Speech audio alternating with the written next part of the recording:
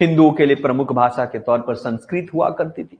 मुसलमानों के लिए अगर हम बात करें तो उर्दू और आप कह सकते हैं पारसी, ये कह सकते हैं, है ना, फारसी से लेकर इन सभी पर्शियन भाषा की बात करें, और उसी को समझने की कोशिश किया लोगों ने। भगवत गीता को ट्रांसलेशन करवाया अंग्रेजी भाषा में, आपको मनुस्मृति का ट्रांसलेशन करवाया as a code of law के तौर पर। उसी प्रकार से आप देखेंगे कि डिफरेंट डिफरेंट प्रकार के इन सभी चीजों पर वो देखने को मिलता है आपका, उपनिषद से लेकर इन सभी को।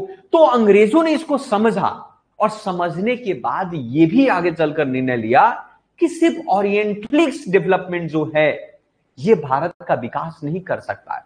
अंग्रेज जब भारत में थे उनको ये लगने लगा था कि भारत हमारे लिए अब यूके का ही एक पार्ट होगा, कॉलोनी होगा, यानी कि यहां के जिस प्रकार से साउथ अफ्रीका में उनका कब्जा था।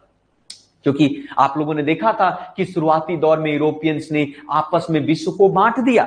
साउथ अफ्रीका को लोगों ने मैप पर बांट दिया, ये तुम्हारा पार्ट। आज भी साउथ अफ्रीका की बात करो, अफ्रीका कॉन्टिनेंट की बात कर रहा हूं। अफ्रीका कॉन्टिनेंट के मैप को जब आप ध्यान से देखेंगे तो आपको उसमें यह दिखेगा, क्या दिखेगा सर? सीधा लाइन है। क्या किसी भी देश की सरजमी जो है जिगजैग लाइन होता है ना, उसने स्केल से डिवाइड कर दिया अफ्रीका को, है ना, लॉन्गिट्यूड और लैटिट्यूड के बेस के आधार पर। तो उन लोगों ने यह समझ लिया था ब्रिटिशर कि ये भारत भी हमारा परमानेंट अपनी सरजमी होगी आपका, हम यहां पर भारत पर राज करेंगे, सारे ब्रिटिशर इनडायरेक्टली यहां पर राज करेंगे। इसलिए भारत में बदलाव लाना होगा, भारतीयों को भी ब्रिटिशर बनाना होगा, है ना। भारतीयों को तब तक इस बात की समझ नहीं थी क्योंकि भारत में राष्ट्रवाद की भावना नहीं थी। भारत के अंदर में आप कह सकते भाईचारा और बंधुता की भावना नहीं थी, क्योंकि सब राजा अपने अपने राष्ट्र समझकर, अपने अपने राज्य को अपना राजा समझकर, राष्ट्र समझकर उसको मानते थे। एक दूसरे से जलन होती थी, एक दूसरे के प्रति आक्रोश होता था, एक दूसरे के प्रति हड़पने की साजिश हुआ करता था, और अंग्रेजों ने इसका फायदा उठाया। और एजुकेशन पॉलिसी की भी बात करेंगे तो मैक्लॉय के बाद जो है आप देखने को मिलेगा कि एंग्लोइस्ट विचारधारा आता है। एंग्लोइस्ट का मतलब होता है इंग्लिश का जो प्रभाव भारत के अंदर में देखने, आज वही एंग्लिस्ट एजुकेशन पॉलिसी का प्रभाव भारत देश के जन जन तक भी है आज भी। आज अगर हम बात करें कि कोई व्यक्ति अगर साधारण सी अगर फ्लो में एक सुंदर अंग्रेजी बोलता है तो उसके लिए सम्मान, लोगों के लिए हिंदी भाषी की सम्मान बढ़ जाता है। सामने वालों को लगता है कि क्या शानदार बातें कर रहा है, हो सकता है हाईली सिविलाइज्ड है, हाईली सिविलाइज्ड उसको मानते हैं। आपसे तो चाइना एक ऐसा देश है जिसने अंग्रेजी को एक्सेप्ट नहीं किया, एक साधारण गांव की भाषा थी उनकी चाइनीज, उसको पूरी राष्ट्र की भाषा बना दी उन लोगों ने। आप देखो वहां का गूगल नहीं काम करता है, उनका खुद का अपना वेब पेज है, आपका एक्सप्लोरर है, आपका सब कुछ चाइना और अपनी जापानीज की अपनी भाषा पर गर्व करते हैं। अब देखिए आप सब पूरे विश्व की जितनी भी, फ्रांस अपने फ्रेंच पर, इटली अपने इटालियन पर, और भारत के लोग डिफरेंट डिफरेंट भाषाओं को सीख रहे, लेकिन अपनी भाषा को धीरे धीरे विलुप्त करता जा रहा है। 2.5 कोस पर भाषा सुना है ना आप लोगों ने, बोली और भाषा में परिवर्तन होता है। तो इंग्लिश विचारधारा, तो ब्रिटिशर ने आप देखोगे कि काफी बदलाव करा। अब जब कहा जाता है इंसान पर प्रेशर पड़ता है ना, तो उसके नजरें खुलने लगते। 1857 की क्रांति हुई। 1857 की क्रांति के बाद आप लोगों ने देखा कि भारतीयों के अंदर में लगा कि ये तो बड़ा खतरनाक लोग हैं, पैरासाइट्स हैं, लेकिन इससे मुक्ति कैसे मिला जाए, मुक्ति कैसे? अब मुक्ति पाने के लिए उन्होंने कहा कि भाई सबसे पहले तो हमें एकजुट होना होगा। और एकजुट कैसे होंगे? तो एकजुट होने के लिए तो आप तो ये नहीं कह दोगे ना कि भाई तुम आ जाओ मेरे साथ मिल लो। भला एकजुट होने के लिए अवेयरनेस लाना होगा, एजुकेशन पॉलिसी हमें उसी की भाषा में जवाब देना होगा। चर्चिल क्यों गांधी से नफरत करते थे? चर्चिल कहा करते थे कि गांधी ने बैरिस्टर हमारे देश में किया, हमारे यहां से लॉ सीखा, हमारे यहां से कानून सीखा, और हमारे अगेंस्ट ही इसका यूज कर रहा है। आप समझ रहे?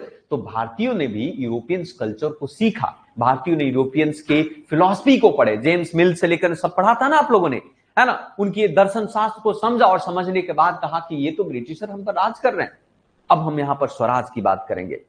तो 1885 आते आते नेशनल कांग्रेस की स्थापना होगी, राष्ट्रवाद की भावना लोगों के अंदर में जागृत होगा, राष्ट्रीयता आएगा, भाईचारा बंधुता आएगा, ब्रिटिशर को कॉमन दुश्मन माना जाएगा। अब वहां पर एक नई प्रकार की विचारधारा। अब शुरुआती दौर में आप कहोगे कि आईएनसी में सबसे अधिक मॉडरेट थे, मॉडरेट यानी कि नरम दल के लोग थे। तो नरम दल होने के पीछे कारण था, हमारे पास मजबूरी थी, 1857 की क्रांति को हमने देखा था, क्योंकि हमारे पास ना तो हथियार थे, ना तो एकजुटता थी, ना तो संपूर्ण में अवेयरनेस था, और ना ही उस प्रकार की किसी भी प्रकार की व्यवस्था थी।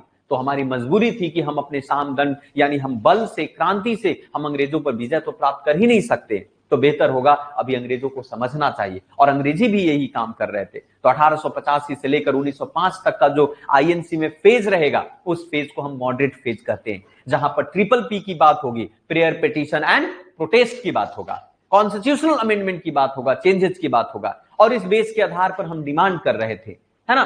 लेकिन 1885 से 1905 के बाद फेज बदलेगा, हम सब लोगों ने समझ चुका था, हम राष्ट्रीयता की भावना जागृत हो चुकी। देखो ये सारा जो इतिहास के पन्ने हैं वो प्रोसेस बाय प्रोसेस चल रहा है आपका, सडनली चेंजेस नहीं हो रहा है, इवोल्यूशन हो रहा है आपका। इवोल्यूशन और रिवोल्यूशन में अंतर होता है। रिवोल्यूशन, क्रांति एक दिन में नहीं होती है, क्रांति इवोल्यूशन का ही एक जन्म है, आप कह सकते हो।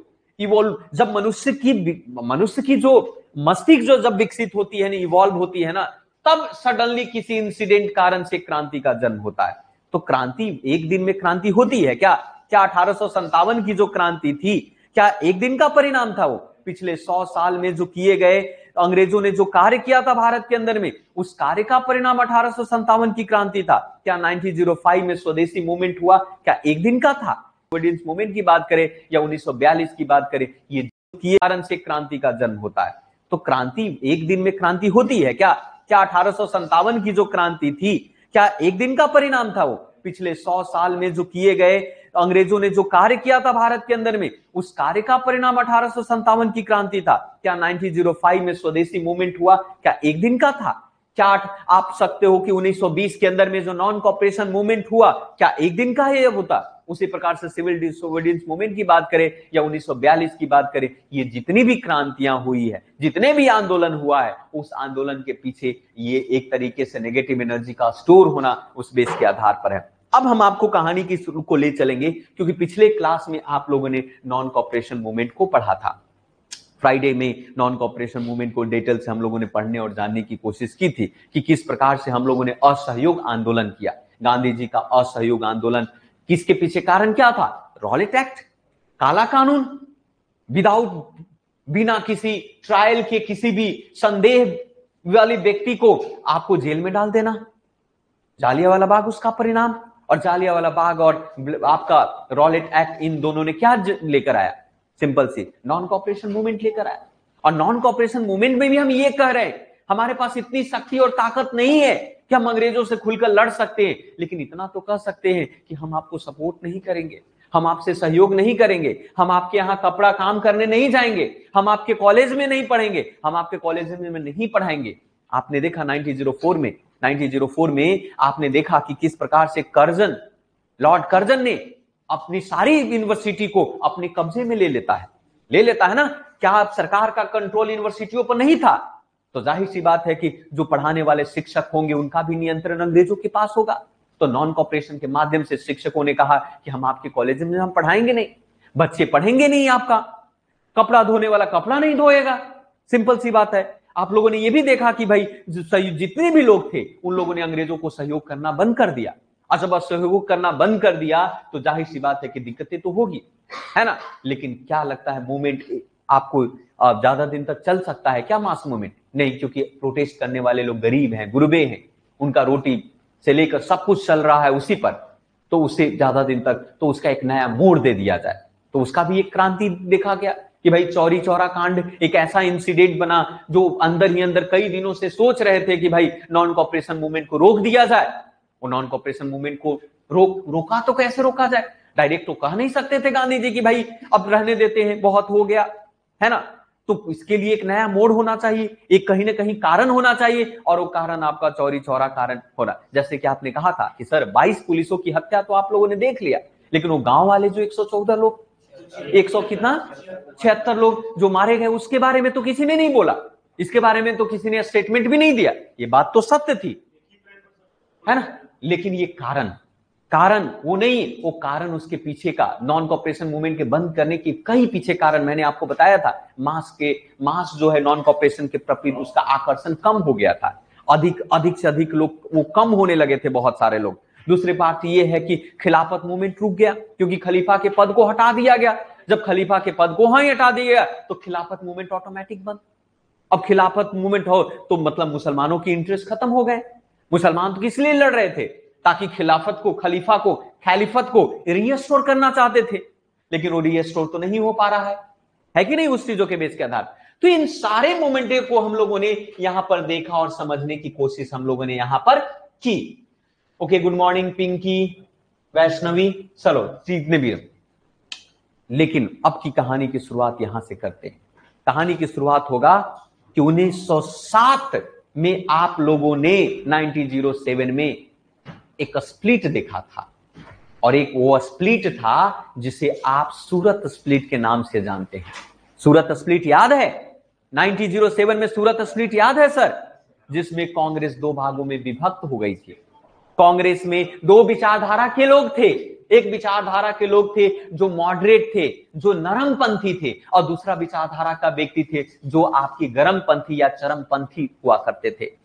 लेकिन सूरत स्प्लिट 1907 जो है विभाजित कर देता है दो लोगों का, कांग्रेस को ब्रेक करता है, जिससे ऑपोजिशन यानी मुस्लिम लीग और बाकी के अंग्रेजों को इसका फायदा मिलता है। आप लोगों ने कैरोट एंड स्टिक पॉलिसी के बारे में आप जानते हो, है ना? एक तरफ चाबुक से पीट रहा है, दूसरी तरफ गाजर खिला रहा है, इस तरीके का, है ना?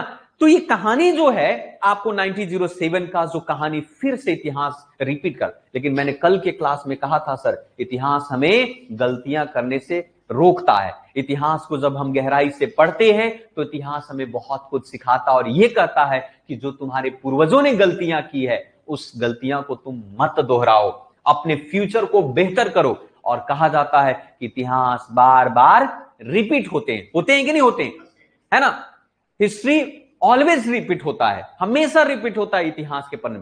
और यही इतिहास के पन्ने फिर से 1907 को रिपीट करने जा रहा था, कर जा रहा है कि नहीं? तो कहानी की शुरुआत हम यहां से ही आपको शुरू करते हैं